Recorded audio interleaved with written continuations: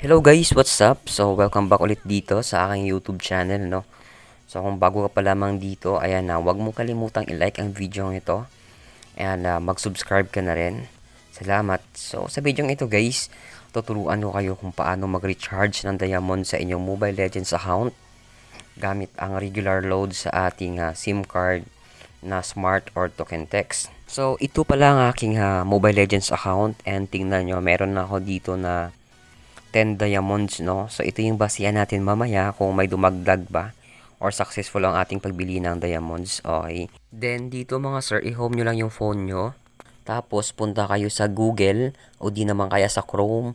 Pero kapag iPhone yung gamit nyo, is punta kayo sa Safari. So, dahil nga marami sa inyo yung gumagamit ng Google, so sa Google na lang tayo guys. So, i-click mo yung Google, no? At pagkatapos nyon, ayan, yung search bar, i-click nyo rin ito. Then, dito sa search bar is i-input nyo yung MobaPay ML, no? Okay. So, after mo ma-input yung MobaPay ML sa search bar, okay, i-click mo lang yung search. Then, yung pinakaunang lalabas dito na MobaPay, click nyo lang yan and automatic na dadalhin na kayo nyan, no? Sa site ng MobaPay. Then, kapag ganito na, i-click nyo yung Mobile Legends, no? Ngayon, andito na tayo mga sir. Dito sa number 1, kailangan natin ilagay yung ating game ID, no? So, una is yung MLID natin. Then, yung kasunod sa ilalim is yung server or zone ID. Pero kung wala kang idea kung ano yung MLID at zone ID mo, is punta ka sa iyong Mobile Legends account. Then, buksan ito, no? Then, i-click mo yung profile mo sa upper left corner. Then, nakikita nyo yan, yung gumagalaw na dyan. Yung tinututo ko sa screen is, ayan, yung mahabang numero, ayan yung MLID natin. Tapos, yung mga numero na maliit lang na sa loob ng close at open parenthesis, yan naman yung zone or server ID natin. So, dapat natin i-copy yan at i-paste doon, no, sa dito mga sir. Paste natin dito. Okay, wait lang ng saglit. Wait lang, paste ko pa. Ayan, so kapag ganyan na mga sir, okay na yung mga mahahabang numero dyan. So, yung dapat natin gawin dito is kita nyo ba yung nasa close at open parenthesis na yan. Yung mga konting numero. So, i-copy lang natin yan. Then, i-delete natin yung sa taas, no? Kasi MLID dun yung sa taas. Yung kasunod na yun nasa close at open parenthesis, yung sa ilalim no ilipat natin. So, after nyan mga sir, is click mo yung verify players. So, ayan, automatic lalabas yung pangalan ng account mo dyan sa Mobile Legends. So, yung pangalan ng account ko is Kudingo, no? So, tama naman mga sir. So, paalala lang, no, na huwag nyo kopyahin yung email ID at server ID na inilagay ko dito. So, dapat yung ilagay nyo is ang inyong email ID at server ID ng inyong account, no? Para sa inyo papasok yung diamond. So, pag okay na, scroll up lang natin, no? Dito is pipili tayo dito ng amount or ilang diamonds yung bibilhin natin dito mga sir, no? So, pili ka lang dyan as long as kaya mo itong bayaran ng regular load sa inyong SIM card na Smart or Token Text. Okay, so dahil nga tutorial lang naman ito mga sir, so pipili lang ako dito ng 5 diamonds, no? Then, pag okay na, scroll up lang natin. Then, dito sa number 4, proceed na tayo dito sa number 4, no? Payment methods. So, ano yung pipiliin natin or ano yung gagamitin nating pambayad, no? So, para makita pa natin kung ano pa yung ibang payment method dito is i-click natin yung parang arrow na yan na double para makita natin, no? So, after mo maklik dyan is makita mo yung ayan, Smart at Token Text. So, yung pinili ko kanina is 5 diamonds and nagkakahalaga lang ito ng 5 pesos na regular load sa aking SIM card na Token Text, no? So, dahil nga Token Text ang gagamitin kong pambayad, is, ayan, i-click ko dito yung Smart Token Text. Then, after nyan, make sure nyo po muna na mayroon kayong sapat or enough na regular load balance sa inyong SIM card na Token Text or Smart.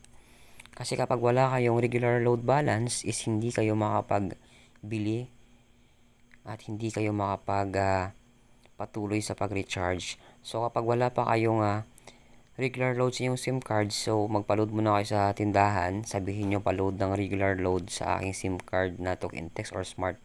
So sa akin dito meron po ako nga 15 na regular load sa aking SIM card na talk and text. So sapat na po iyan para bayaran ko yung bibilhin kong 5 diamonds, no, na nagkakahalaga ng 5 pesos na regular load. So tara, balik na tayo doon. Next naman dito sa number 4 ay kailangan mong ilagay dito ang iyong email, no. So para sa email address mo send yung resibo, no, or receipt sa iyong pagbili ng diamonds. Pero kung wala kang email address, so pwede mo namang gamitin yung email address ko na ito. Kasi wala namang problema doon. Ang iba nga dito is optional ba naman kung lalagyan mo ng email address or hindi. Kapag okay na, click mo lang yung submit order. Then, after nyan is i-click mo lang din yung pay now, no? Pero bago yan, ayan, reviewin nyo muna dito kung tama ba yung pangalan ng account nyo, no, na lumalabas dito. So, kapag okay na, pindutin nyo na po yung pay now para magpatuloy po.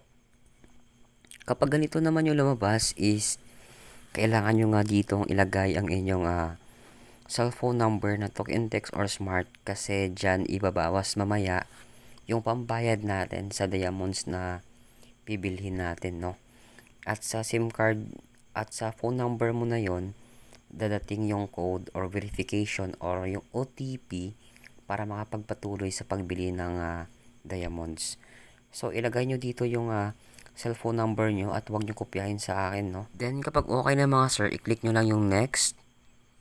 Okay, dito, so hintayin lang natin na dumating yung verification code, authentication code, or yung tinatawag nating OTP, no. So ayan, 5 numbers yan. So kunin mo yung 5 numbers na yan, tapos ilagay dito sa mga box sa ilalim.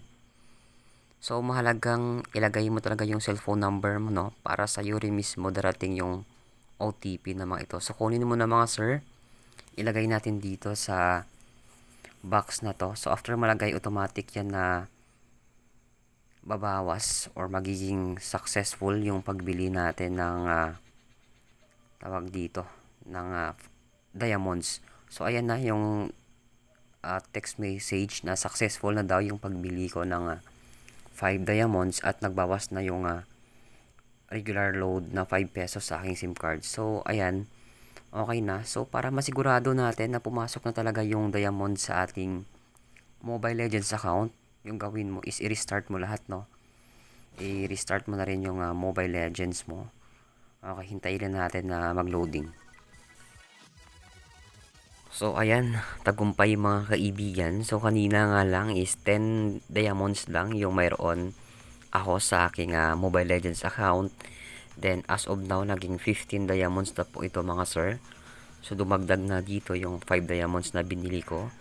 So kung nakatulong sa inyo yung video ito, wag po ninyong kalimutang i-like para mas i-recommend pa ito ng YouTube sa iba pa mga viewers, no, na hindi pa alam kung paano mag-recharge ng diamonds sa kanilang Mobile Legends account. At the same time, ayan, mag-subscribe ka na rin at kahit pa paano matulungan mo yung YouTube channel ko mga sir.